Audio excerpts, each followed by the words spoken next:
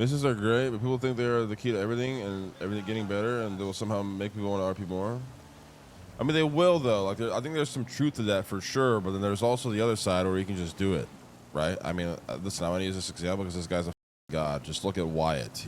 Nobody had to tell him, or do this or do that. Like, he just wanted to RP the craziest furniture builder business in the world, and he went out and did it, right?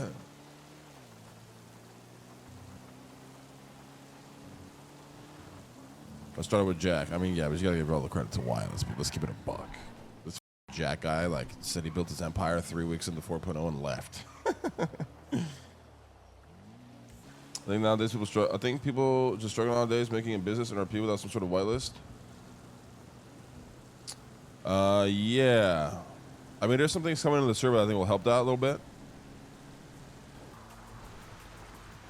Yeah, so a lot of things, like, we also left up to the mayor, right? Which, again, we're going to try things, and we're probably going to think about it, be like, maybe it was better than this way. But I personally think it was better if we just mechanically forced industrial and commercial properties to have a business license instead of allowing the mayor to kind of decide that or not. But, I mean, at the end of the day, you're going to try shit, and it is what it is.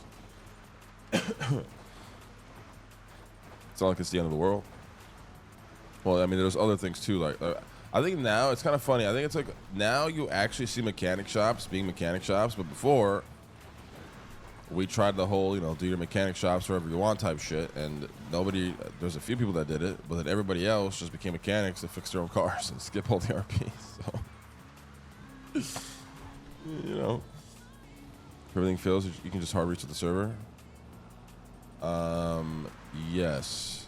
I mean, but there's a reason we're also trying a lot of random shit. You guys gotta understand too, right? Like, it's like I say this all the time, a broken record. Like, bro, this game is so old, and we've been modding it for so long that, like, we're still trying. It's almost impossible to find new things to do, and we're still trying to figure out how we can do things different and new, right?